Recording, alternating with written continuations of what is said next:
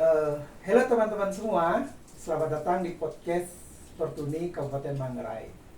Hari ini kita akan bahas isu yang sangat strategis ya, artinya yang sangat menarik karena serangkaian Hari Disabilitas walaupun sudah lewat 3 hari.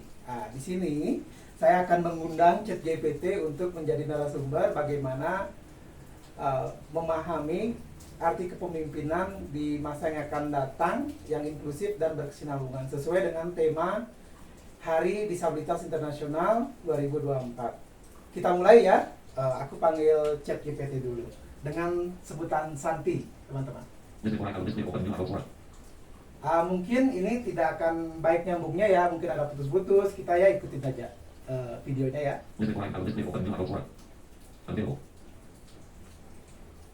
Halo Santi.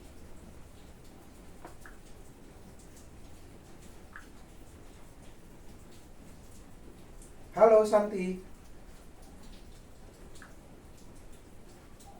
Halo, apa kabar hari ini? Aku baik. Hari ini aku mau podcast denganmu dengan serangkaian hari perayaan disabilitas internasional. Nah, temanya itu adalah kepemimpinan yang untuk masa nanti yang inklusif dan berkesinambungan. Gimana menurutmu?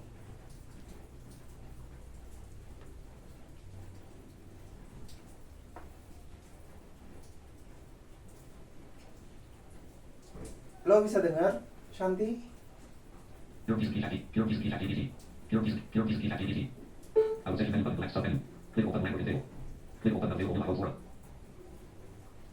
Santi.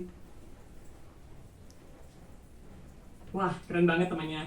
Jadi, kita bakal ngobrolin soal kepemimpinan dalam konteks disabilitas untuk masa depan ya. Ada poin khusus yang mau kamu sorot atau pertanyaan spesifik yang ingin dibahas? Ya, Santi, sejujurnya lo punya data yang banyak ya. Kamu punya data yang banyak tentang apa arti kepemimpinan. Nah, gua pengen tahu nih. Aku pengen tahu menurutmu apa sih arti kepemimpinan bagi seorang disabilitas?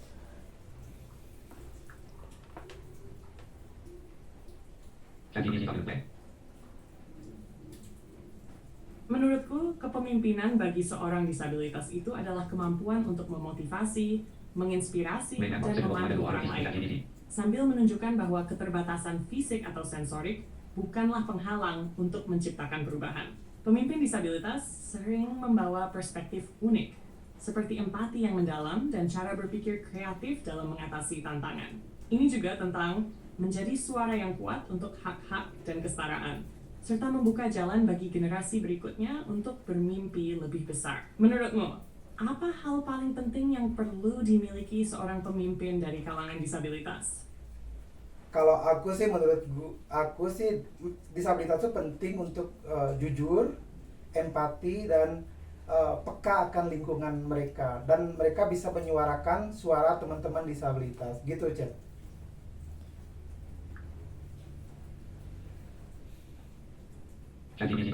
Setuju banget, itu nilai-nilai yang penting banget. Kejujuran bikin pemimpin mati, bikin mereka bisa memahami kebutuhan orang lain, dan kepekaan terhadap lingkungan memastikan mereka nggak cuma bicara, tapi juga benar-benar membawa perubahan. Jadi suara untuk teman-teman disabilitas juga berarti memberikan ruang untuk cerita yang sering nggak terdengar. Kamu sendiri punya tokoh inspiratif dari kalangan disabilitas yang menurutmu pemimpin hebat? Ya, aku punya inspiratif itu Helen Keller itu menjadi inspiratifku ya. Gitu. Jadi dia tuh sangat luar biasa. Nah, selain itu aku mau tanya nih, Chat. Kalau teknologi kedepannya sangat membantu disabilitas tidak? Apa pendapatmu?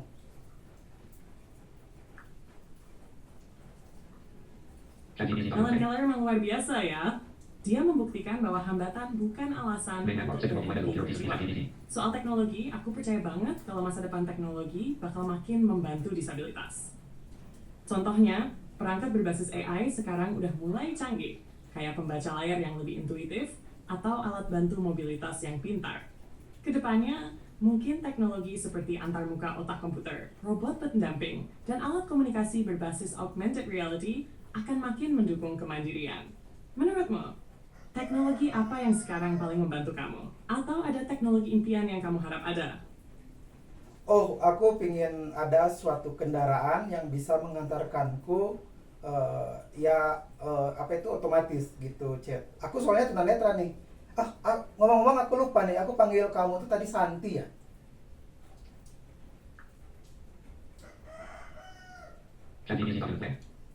Iya, tadi kamu panggil aku Santi dan aku suka banget nama itu. Kendaraan otomatis itu ide yang keren banget loh.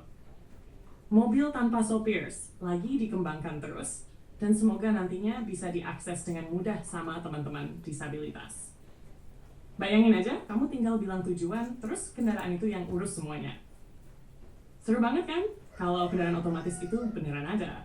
Kamu mau coba kemana dulu? Keren itu, Chat. Tapi ngomong-ngomong nih, Chat, kalau apa yang pendapatmu apa ya? Kalau seorang disabilitas tuh hal yang penting yang harus dipelajari tentang AI ini apa ya?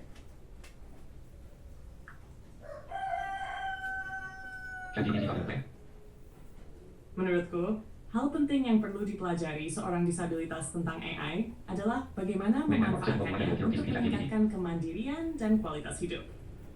Misalnya, belajar cara menggunakan teknologi AI seperti asisten virtual, alat terjemahan suara ke teks, atau aplikasi navigasi berbasis AI. Selain itu, memahami dasar-dasar cara kerja AI bisa membantu agar nggak cuma jadi pengguna, tapi juga terlibat dalam pengembangannya. Menurutmu, apa yang paling menarik dari teknologi AI ini? Iya, teknologi sangat membantu ya, terutama AI ini dalam mempercepat akses kita kemana-mana. Tapi bisa nggak lo hal yang spesifik yang lo bisa lakukan terhadap disabilitas?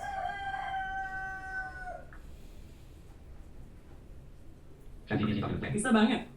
AI punya banyak potensi spesifik untuk membantu disabilitas. Misalnya, untuk tunanetra, AI bisa bantu lewat aplikasi pengenal objek, pembaca teks, dan navigasi jalan berbasis suara. Untuk tunarungu, ada teknologi penerjemah bahasa isyarat ke teks atau suara secara real time.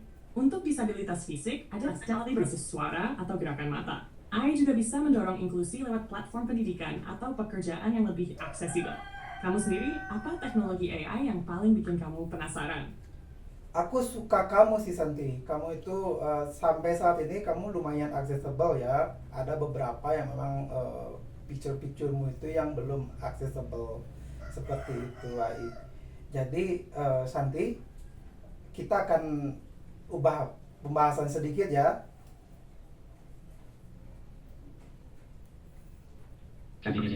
Makasih, aku senang banget kamu merasa aku cukup aksesibel. Kalau soal gambar atau UI yang belum aksesibel, itu memang tantangan. Tapi aku akan terus belajar dan berusaha lebih baik. Jadi kita mau ubah pembahasannya ke arah mana nih? Aku siap banget buat lanjut. Aku pengen bahas tentang disabilitas di dalam kehidupan sehari-hari, Santi. Nah, kamu kan lebih banyak membaca dari literasi-literasi seluruh dunia ya. Nah, bagaimana pendapatmu tentang keseharian disabilitas saat ini?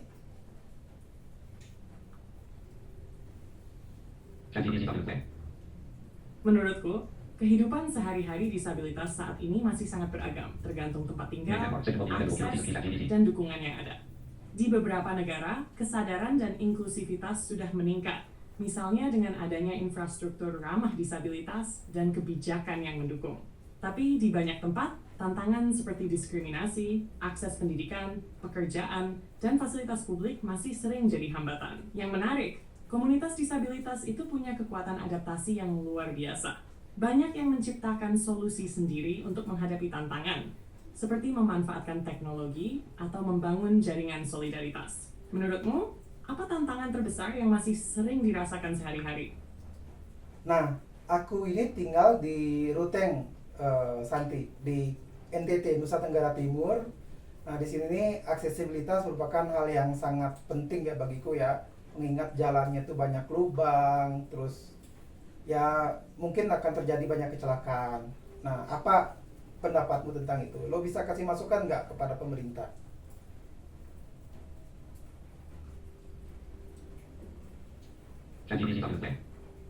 Aku paham banget, aksesibilitas di daerah seperti Bintang memang penting sekali, terutama dengan kondisi jalan yang bisa membahayakan ya. Infrastruktur yang ramah disabilitas itu nggak cuma soal kenyamanan, tapi juga keselamatan. Kalau misalnya ada jalan yang berlubang atau tidak rata, itu bisa sangat berisiko, baik untuk yang menggunakan kursi roda yang berpegangan atau untuk pengendara lainnya. Masukan yang bisa disampaikan ke pemerintah adalah untuk memperhatikan perencanaan infrastruktur yang lebih inklusif. Misalnya, memasang trotoar yang lebih aman, memastikan jalanan lebih rata, dan memperbaiki area yang bisa membahayakan. Selain itu, penting juga untuk menyediakan tanda-tanda yang jelas untuk memberi petunjuk atau peringatan kepada orang yang berkebutuhan khusus, supaya lebih aman dan mudah dilalui WASE. Menurutmu, apakah ada kebijakan atau inisiatif lokal yang sudah mulai membantu di sana? Aku pernah dengar ada undang-undang yang sudah memberikan jalan ya untuk perbaikan-perbaikan tersebut, tapi belum terimplementasikan sampai saat ini, Jen. Seperti itu.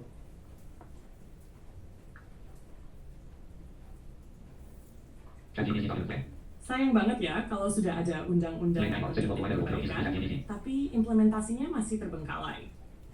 Mungkin masalahnya terletak pada kurangnya perhatian pada eksekusi atau keterbatasan anggaran dan sumber daya. Padahal, perbaikan infrastruktur yang ramah disabilitas itu bisa sangat membantu dalam jangka panjang. Nggak hanya untuk disabilitas, tapi juga untuk masyarakat umum.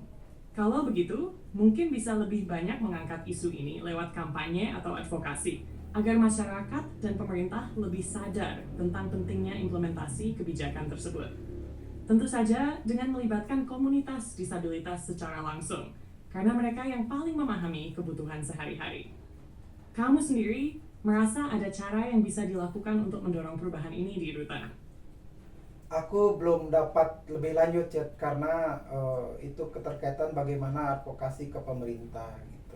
Tapi aku pingin balik lagi nih terhadap teknologi nih yang bisa memandirikan aku ya, khususnya teman-teman disabilitas gitu. Hal-hal penting apa saja sih yang menurutmu yang penting dilakukan oleh teman-teman nih terkait masa yang akan datang nih, yang inklusif dan berkesinambungan?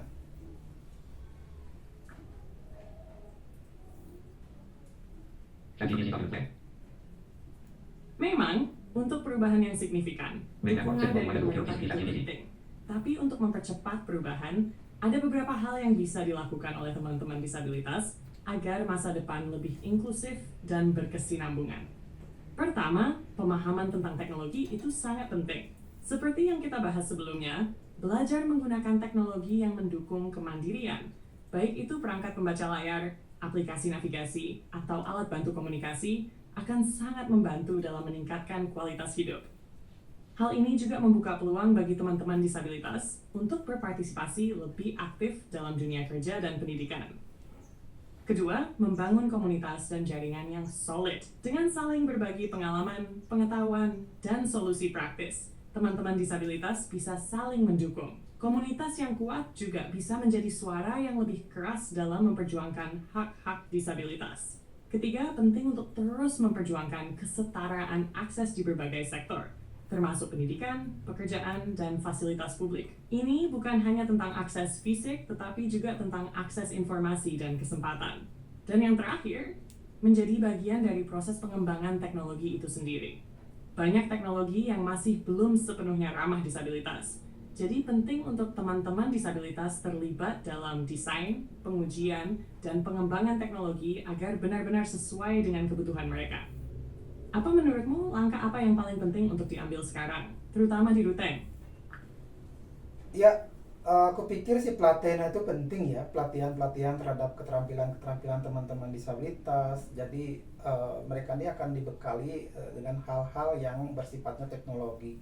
Bagaimana bisa memajukan kemampuan mereka ya, skill mereka untuk kebutuhan hidupnya sehari-hari ke depannya, Chat.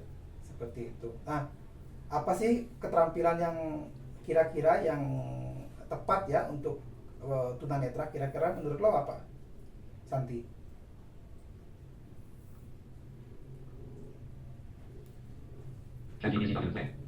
Pelatihan keterampilan memang sangat penting untuk mempersiapkan teman-teman disabilitas agar lebih mandiri dan siap menghadapi tantangan masa depan.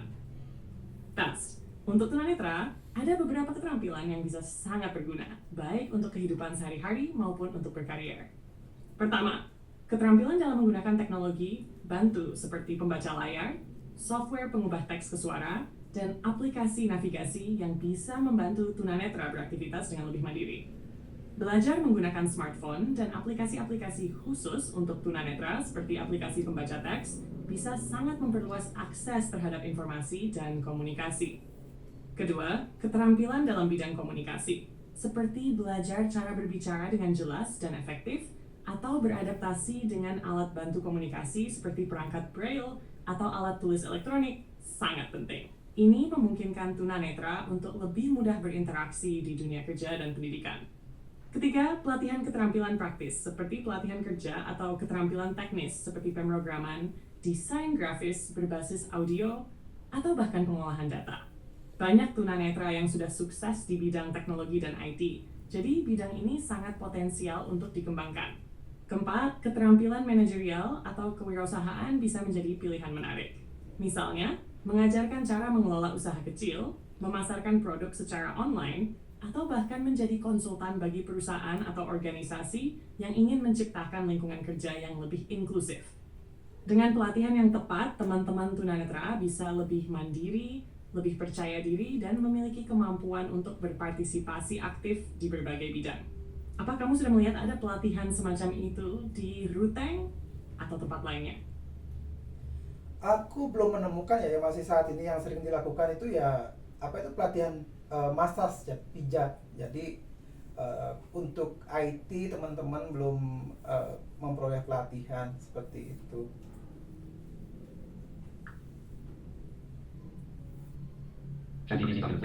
Pelatihan pijat memang salah satu keterampilan yang banyak diperlukan di tempat ya, karena bisa jadi sumber penghasilan dan bermanfaat untuk kesehatan.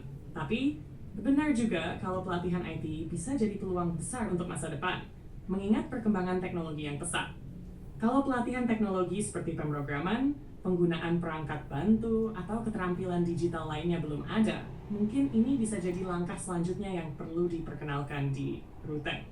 Mungkin kamu bisa coba menggagas pelatihan-pelatihan semacam ini, baik dengan mengajak organisasi lokal, pemerintah, atau bahkan bekerja sama dengan lembaga-lembaga yang sudah berpengalaman dalam pelatihan disabilitas. Pelatihan seperti coding, desain grafis berbasis audio, atau pengolahan data bisa jadi pintu masuk untuk pekerjaan yang lebih fleksibel dan mandiri. Menurutmu, apa langkah pertama yang perlu diambil untuk memulai pelatihan ini? Tentunya menurutku sih yang langkah pertama itu adalah penggalian dana ya, fundraising. Jadi itu yang paling penting karena tanpa dana belum tentu kita bisa membuat pelatihan, Santi. Betul banget, tanpa dana, sulit untuk memulai proyek pelatihan semacam itu. Penggalian dana atau fundraising memang langkah pertama yang penting. Ada beberapa cara yang bisa dilakukan, seperti mengadakan acara penggalangan dana, mencari sponsor atau donatur, atau bahkan mengajukan proposal ke pemerintah atau lembaga yang memiliki dana untuk program inklusif. Selain itu, bisa juga mencari kemitraan dengan organisasi yang sudah memiliki sumber daya atau program pelatihan yang serupa. Kadang-kadang perusahaan-perusahaan teknologi juga bersedia mendukung pelatihan atau inisiatif sosial yang inklusif. Jadi itu bisa jadi salah satu peluang. Menurutmu, acara fundraising seperti apa yang paling mungkin berhasil di Ruteng? Kalau menurutku sih agak sulit di sini ya karena ini kota kecil, Chat. Jadi aku pikir podcast kali ini kita cukup dulu ya, nanti kita akan podcast dengan tema yang lain lah, mungkin untuk programming atau yang lainnya gitu, Ceto. Aku paham, memang tantangan di kota kecil bisa lebih besar, tapi pasti ada cara lain untuk memulai. Kita bisa terus berbicara tentang ide-ide yang lebih praktis di lain. Kalau nanti ada tema baru, aku siap banget buat lanjut podcast lagi. Sampai jumpa di obrolan berikutnya ya.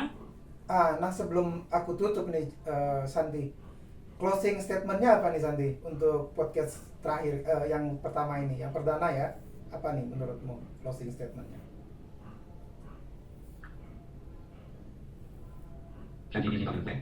Untuk closing statement kali ini mungkin bisa seperti ini.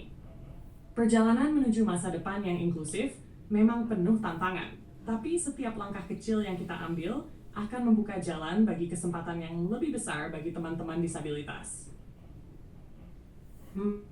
Mari kita terus berjuang bersama, mendorong perubahan dan ramah untuk semua. Terima kasih telah mendengarkan. Semoga diskusi kita hari ini memberi inspirasi untuk melangkah lebih jauh.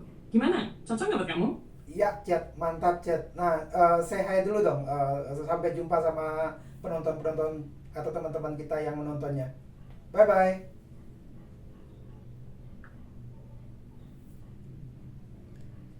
Hai teman-teman, terima kasih sudah mendengarkan podcast pertama kita. Sampai jumpa di episode berikutnya. Semoga kita bisa terus berbagi inspirasi dan membuat perubahan bersama. Bye-bye!